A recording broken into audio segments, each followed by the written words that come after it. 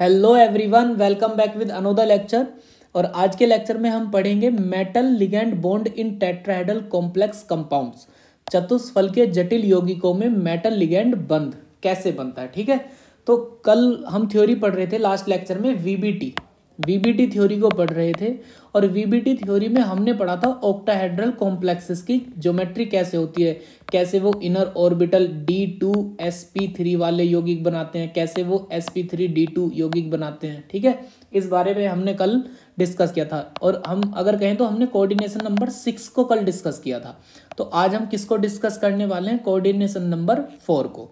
तो उसी का पहला एग्जाम्पल हम लिखते हैं NiCl4 2 निगेटिव।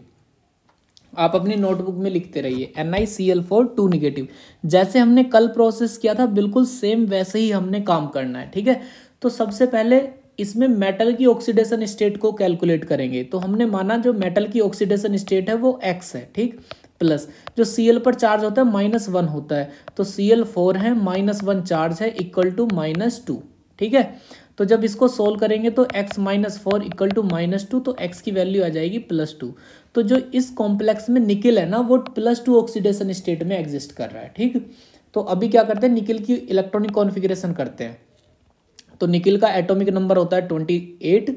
तो जब इसकी इलेक्ट्रॉनिक कॉन्फ़िगरेशन करेंगे तो 1s2 2s2 2p6 3s2 3p6 4s2 3d8। ठीक है, लेकिन हमें इलेक्ट्रॉनिक कॉन्फ़िगरेशन किसकी चाहिए, Ni2 पॉजिटिव की। अगर Ni2 पॉजिटिव की कॉन्फ़िगरेशन चाहिए तो N+2 है ना इसके ऊपर चार्ज, तो इसका मतलब है इसने अपने 2 इलेक्ट्रॉन निकाल दिए, 2 इलेक्ट्रॉन निकाल दिए। अगर 2 इलेक्ट्रॉन निकाल दिए हैं तो ये क्या होगा, Ni2 पॉजिटिव की इलेक्ट्रॉनिक कॉन्फ़िगरेशन हो जाएगी 1s2 2s2 2p6 3s2 3p6 3d8। और इस 4s के 2 इलेक्ट्रॉन बाहर चले जाएंगे, निकल जाएंगे। तो 4s में कितने इलेक्ट्रॉन हो जाएंगे, 0। तो हम इसको कैसे लिख सकते हैं, Ni2 positive in ground state. Ground state में कैसे लिख सकते हैं, इस D में 8 इलेक्ट्रॉन है, तो 8 इलेक्ट्रॉन को ये हमने यहाँ पर फिल कर दिया। 4s में 0 4pb ऑर्बिटल होगा हमारे पास में। ठीक है, अभी लेकिन हमारे पास में यहाँ क्या है, लिगेंड कैसा है, वीक लिगेंड है Cl। तो जब ये Ni2 पॉजिटिव 4Cl लिगेंड के साथ में आता है, लिगेंड के साथ में आता है, और लिगेंड भी कैसे हैं, वीक है। तो अगर वीक लिगेंड है तो इनकी पेयरिंग तो नहीं कराएगा, पेयरिंग नहीं कराएगा, सीधा सीधा कहाँ चुप जाकर बैठेगा, जहाँ पर हमारा खाली ऑर्बिटल होगा। एक तो 4s खाली है और 3 4p खाली हैं, तो s में चला गया, एक p में, एक इस वाले p में, एक इस वाले में। तो कितने ऑर्बिटल यूज हुए हाइब्रिडाइजेशन में, एक तो s 3p, तो sp3 हाइब्रिडाइजेशन हो गया। और अगर हाइब्रिडाइजेशन sp3 होता है तो ज्योमेट्री होती है टेट्राहेड्रल। ठीक है, या चतुष्फलकीय जिसको बोलते हैं। अब एक और बात देखो, हमसे पूछा जा सकता है कि ये कंपाउंड पैरामैग्नेटिक है डायामैग्नेटिक है। तो देखो यहाँ पर कितने अनपेयर्ड इलेक्ट्रॉन है, 2। तो अयुग्मित इलेक्ट्रॉनों की संख्या कितनी है, 2। नंबर ऑफ अनपेयर्ड इलेक्ट्रॉन कितने हैं, 2। तो अगर अनपेयर्ड इलेक्ट्रॉन प्रेजेंट है तो कैसा होगा कंपाउंड, पैरामैग्नेटिक, या फिर जिसको हम बोलते हैं अनुचुंबकीय। ठीक है, अगर हमसे इसके म्यू की वैल्यू कैलकुलेट कराने लगे तो म्यू कितना हो जाएगा, म्यू इक्वल टू फॉर्मूला होता है √n × n+2। तो n की वैल्यू हमने 2 पुट करी, जब इसको सोल्व करेंगे तो वैल्यू आ जाएगी 2.84 बोर मैग्नेटॉन, अप्रोक्स इतनी ही वैल्यू आएगी। ठीक है, अब हम इसकी ज्योमेट्री बना देते हैं। तो सेंटर में कौन है, निकिल प्रेजेंट है और चार लगे हुए हैं Cl। तो 1 Cl 2 3 4। ठीक है, ये हो गया। और कॉम्प्लेक्स के ऊपर चार्ज था -2। तो ये कौन सी ज्योमेट्री है, टेट्राहेड्रल, टेट्राहेड्रल। और इसी को हम ऐसे भी दिखा सकते हैं कि ये हमारा आगे की तरफ है और ये डैश डैश डैश करके कुछ ऐसे दिखा सकते हैं, ये हमारी लाइन पीछे की तरफ, ये बॉन्ड पीछे की तरफ है। ठीक है, ऐसे ही नेक्स्ट एग्जाम्पल समझते हैं। नेक्स्ट एग्जाम्पल है हमारे पास में NiCO4। तो देखो जो CO होता है ना उसके ऊपर कोई चार्ज नहीं है, तो यहाँ पर साफ दिख रहा है जो Ni है उसकी वो 0 ऑक्सीडेशन स्टेट में है, 0 ऑक्सीडेशन स्टेट में। तो Ni की इलेक्ट्रॉनिक कॉन्फ़िगरेशन लिखते हैं 1s2 2s2 2p6 3s2 3p6 4s2 3d8। ठीक है, अभी हम क्या करेंगे, Ni इन ग्राउंड स्टेट। तो भाई तुम कक्षा के ऑर्बिटल को लिखते हैं, तो ये लिखे हमने, तो 3d 4s और 4p को हमने लिखा। तो 3d में इलेक्ट्रॉन कितने हैं, 8। तो 8 इलेक्ट्रॉन को यहाँ पर फिल कर दिया, 1 2 3 4 5 6 7 8 भर दिए। ठीक है, और 2 इलेक्ट्रॉन यहाँ पर है। 4s में।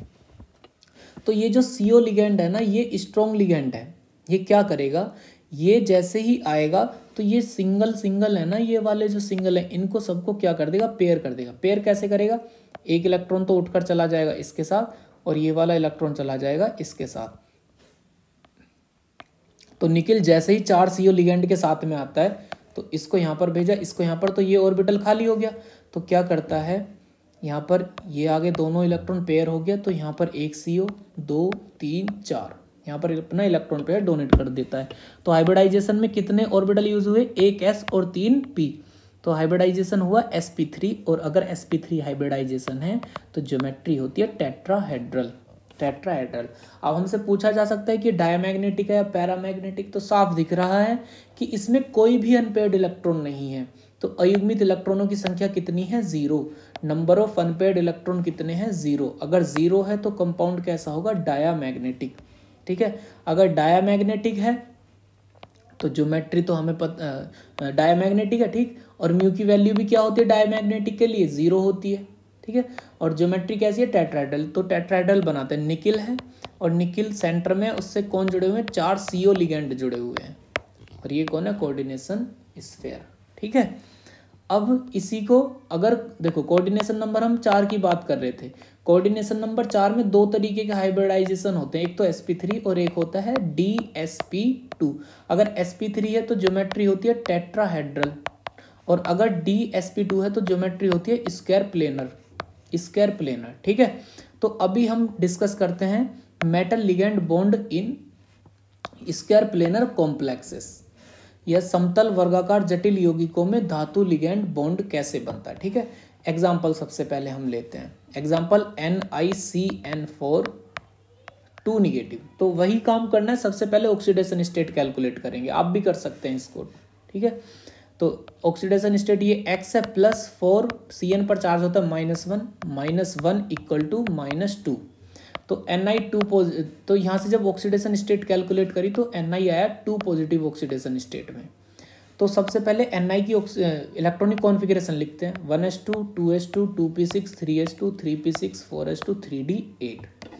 लेकिन हमें चाहिए किसकी, Ni2 पॉजिटिव की इलेक्ट्रॉनिक कॉन्फ़िगरेशन। तो हम इसको लिख सकते हैं Ni2 positive equal to 1s2 2s2 2p6 3s2 3p6।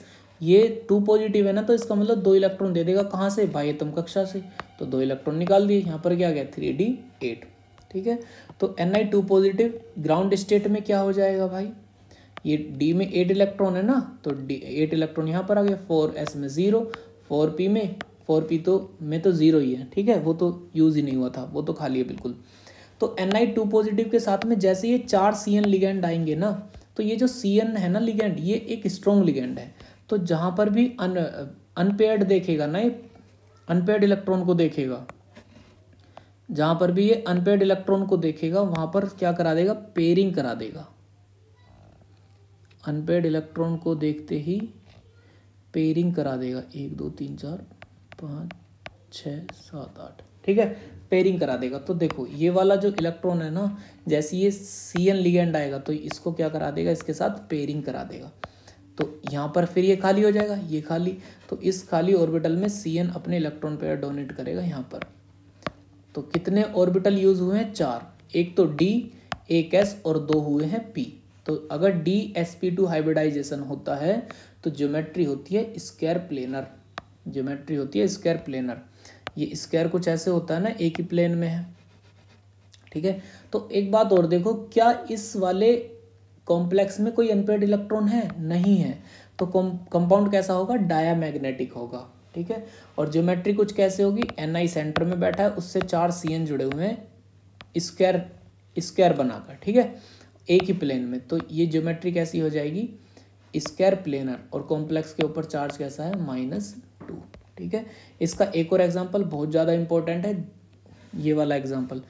यहाँ पर VBT फेल हो जाती है, वैलेंस बॉन्ड थ्योरी, इसको एक्सप्लेन ही नहीं कर पाता कि क्यों इसके साथ ऐसा हुआ।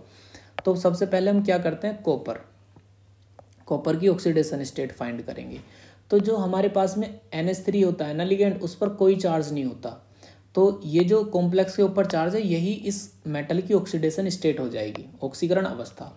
तो Cu2 पॉजिटिव हम इसको लिख सकते हैं। तो कॉपर 29 होता है। तो 1s2 2s2 2p6 3s2 3p6 4s1 3d10। ऐसा क्यों हुआ? क्योंकि हाफ फिल्ड और फुल फिल्ड ऑर्बिटल ज़्यादा स्टेबल होते हैं। तो यहाँ पर ये होना तो s2 चाहिए था, लेकिन ये अपना एक इलेक्ट्रॉन इस d में दे देता है, तो इसको 10 कर देता है और इस s में रह जाता है एक इलेक्ट्रॉन। तो अगर अब हम Cu2 पॉजिटिव की इलेक्ट्रॉनिक कॉन्फ़िगरेशन लिखें तो इसका मतलब है कि इसने 2 इलेक्ट्रॉन निकाल दिए।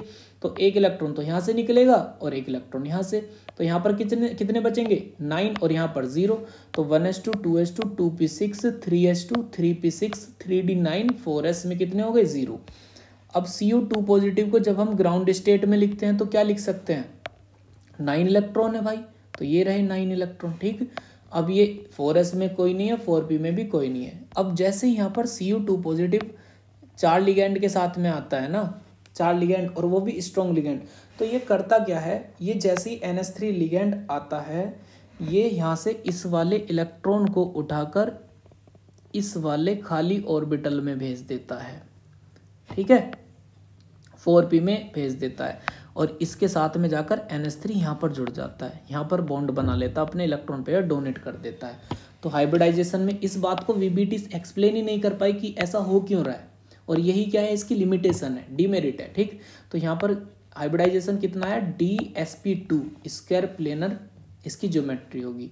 तो अब हमसे पूछा जा सकता है कि ये कंपाउंड पैरामैग्नेटिक है या फिर डायामैग्नेटिक है। तो साफ दिख रहा है भाई, अनपेयर्ड इलेक्ट्रॉन एक है, और अगर एक अनपेयर्ड इलेक्ट्रॉन है तो कंपाउंड कैसा हो जाता है? पैरामैग्नेटिक।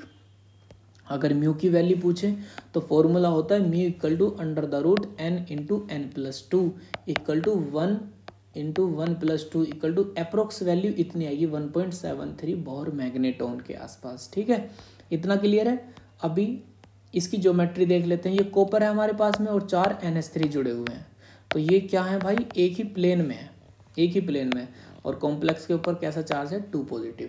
अब इसकी लिमिटेशन की बात करते हैं, संयोजी बंध सिद्धांत की सीमाएं क्या क्या होंगी। देखो, हमने कल वाले लेक्चर में, लास्ट लेक्चर में देखा कि पहले तो ये D2sp3 या sp3d2 कैसे कॉम्प्लेक्स इनर ऑर्बिटल ऑक्टाहेड्रल और आउटर ऑर्बिटल ऑक्टाहेड्रल कॉम्प्लेक्स कैसे बन रहे हैं, इनके बारे में कोई संतोषजनक स्पष्टीकरण नहीं देता, क्लैरिफिकेशन नहीं करता। ठीक है, और दूसरी बात, ये रंग के बारे में कोई इन्फॉर्मेशन नहीं देता कि इस कंपाउंड का कैसा कलर होगा, इस बारे में भी ये कोई इन्फॉर्मेशन नहीं देता। ठीक है, और तीसरी बात कि ये जो हमारे पास में कोऑर्डिनेशन नंबर 4 में कब स्क्वायर प्लेनर बन रहा है कॉम्प्लेक्स, कब टेट्राहेड्रल बन रहा है, इसकी भी कोई संतोषजनक पुष्टि नहीं करता। ठीक है, तो इन्हीं पॉइंट को हम लिख देंगे इसमें।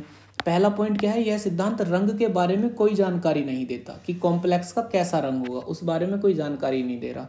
दूसरा, यह सिद्धांत कोऑर्डिनेशन नंबर 5 के जटिल यौगिकों के बनने को स्पष्ट नहीं करता। सही बात है भाई, हमने कोऑर्डिनेशन नंबर 2, 3, 4 और सीधा 6 की बात करी, 5 तो इसने छोड़ दिया, 5 का कोई स्पष्टीकरण ही नहीं कर रहा है। नेक्स्ट पॉइंट, यह सिद्धांत लिगेंड के ऑर्बिटल को महत्व नहीं देता, केंद्रीय धातु परमाणु के कक्षकों को महत्व देता है। बिल्कुल सही बात है। देखो यहाँ पर ही देखो, इसमें केवल किसके ऑर्बिटल को दिखा रहा है? ये जो सेंटर में बैठा हुआ मेटल है ना, उसके ऑर्बिटल को महत्व दे रहा है। ये लिगेंड के ऑर्बिटल कहाँ गए, इस बारे में कोई डिस्कस ही नहीं कर रहा। ठीक है, ये इसकी डीमेरिट है। और नेक्स्ट पॉइंट, भीतरी तथा बाह्य कक्षक जटिल यौगिकों के बारे में कोई संतोषजनक स्पष्टीकरण नहीं करता कि कब हमारे पास में D2sp3 वाले यौगिक बनेंगे और कब हमारे पास में sp3d2 बन रहे हैं, इसका कोई क्लैरिफिकेशन नहीं करता। नेक्स्ट पॉइंट, कोऑर्डिनेशन नंबर 4 वाले यौगिक कब चतुष्फलकीय होंगे और कब समतल वर्गाकार होंगे, इस बारे में भी कुछ नहीं बता रहा है।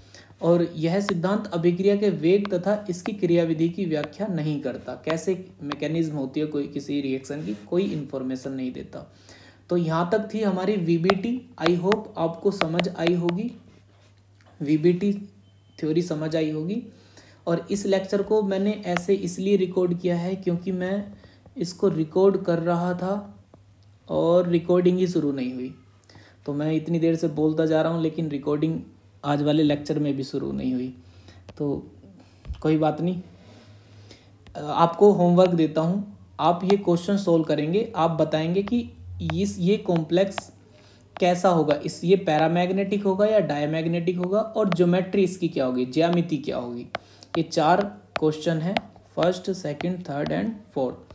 तो आप इसको सॉल्व कीजिएगा और कमेंट बॉक्स में कमेंट ज़रूर कीजिएगा कि ये कॉम्प्लेक्स डायमैग्नेटिक हैं या पैरामैग्नेटिक हैं, और हर एक कॉम्प्लेक्स की अलग अलग ज्योमेट्री क्या होगी। ठीक है, मिलते हैं आपसे नेक्स्ट लेक्चर में। आई होप आपको ये लेक्चर समझ आया होगा। तो आप इसको बार बार रिवाइज कीजिए, वीबीटी ख़त्म होती है। Bye everyone, take care, thank you.